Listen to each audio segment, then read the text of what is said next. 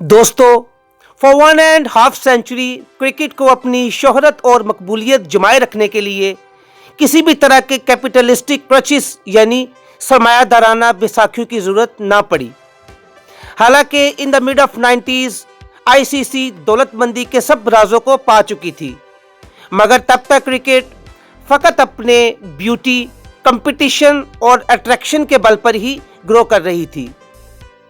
लेकिन फिर अचानक आर्मी क्रिकेट को अपनी इकोनॉमिक स्टेबिलिटी की फिक्र लाहक होने लगी, जब कैरी पैकर ने कैपिटलिज्म के बल पर बड़े बड़े क्रिकेट बोर्ड्स को पछाड़ डाला और कलरफुल यूनिफॉर्म्स में फ्लडलाइट क्रिकेट ने टीवी स्क्रीनों पर मेले का समा बांध दिया। तो ये तय ठहरा कि क्रिकेट अब सिर्फ मैदान का खेल नहीं रहा। ये क्रिकेट ब्रॉडकास्टिंग में एक नए पीरियड की बिगनिंग थी, जहां ऑर्गेनाइजर्स को मैक्सिमम बेनिफिट्स के लिए सिर्फ टिकटों की सेल का सहारा ही मैसर न था, बल्कि क्रिकेट सही मायनों में टीवी पर बिकने को तैयार हो चुकी थी। साथ ही क्रिकेट बोर्ड्स भी ये सबक सीख चुके थे कि अब क्रिकेटर्स लो प्राइसेस पर मुल्कों कौम की खिदमात को दस्तयाब ना होंगे और सैलरीज में बेहतरी लाने की अहमियत का एहसास उभरते ही अपने अकाउंट्स भरना भी ज़रूरी पड़ गया। यहाँ से स्ट्रॉन्गेस्ट ब्रॉडकास्टिंग एग्रीमेंट्स की एक नई रीत चल पड़ी, जो T20 क्रिकेट की आमद के साथ ही बड़ी बड़ी रकूम में बदलने लगी।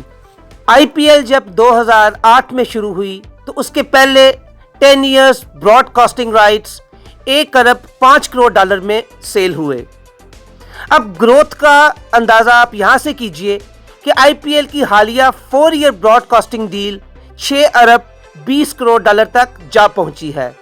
दोस्तों, T20 क्रिकेट में हर वो खूबी है कि उसे प्राइम टाइम टीवी सपोर्ट के तौर पर बेचा जा सके।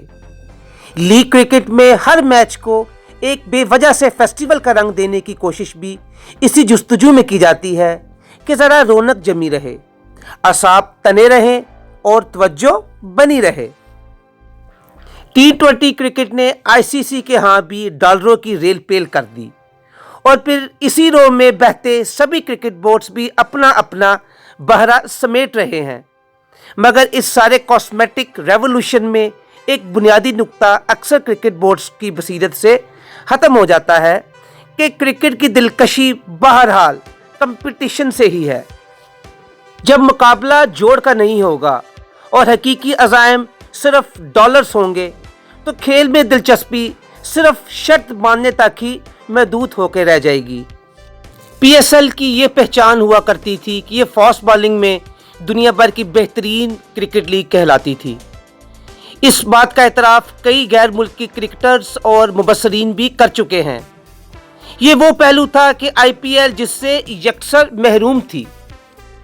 PSL को अपना चाम बेचने के लिए शाहरुख खान की फ्लाइंग किसेस या प्रीति जिंटा की उछल कूद का सहारा दरकार नहीं था।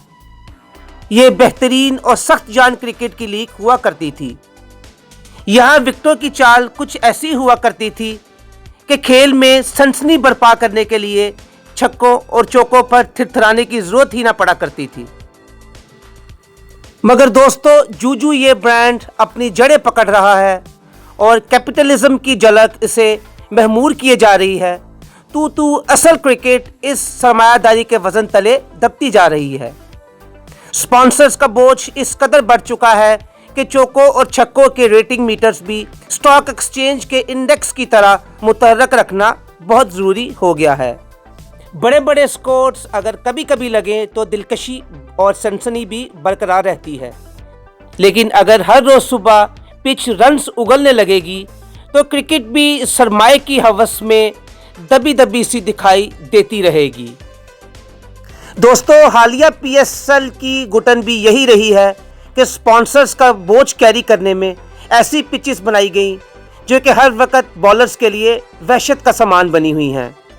यहाँ लेग स्पिनर भला क्या बेचे और फास्ट बॉलर कहाँ सर मारे, जब पिच में ही ऐसा सीमर टच दिया गया हो कि बैट्समैन की मौजें लगी रहें। रावलपिंडी की हालिया पिचेस ने टेप बॉल क्रिकेट को भी शर्मा दिया और ये रन्स के पहाड़ लीग के हुस्न को तो चार चांद लगा सकते हैं, مگر یہ کرکٹ کے کھیل اور بالنگ کے فن کی توہین کے مترادف ہے۔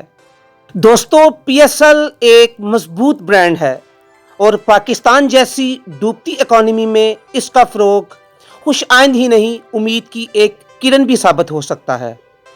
یہ وہ برانڈ بن سکتا ہے جو پاکستان کے لیے فورن انویسٹمنٹ کا وسیلہ بن سکتا ہے، لیکن یہ حقیقت جھٹلائی نہیں جا سکتی کہ یہ برانڈ کوالٹی کرکٹ اور فاسٹ بالنگ کے حسن پر ہی استوار کیا گیا تھا۔ تو دوستو، اگر دولت مندی کی تمناؤں میں یہی دو اجناس جھونک دی گئیں تو پھر پی ایس ایل اور آئی پی ایل میں فرق کیا رہ جائے گا؟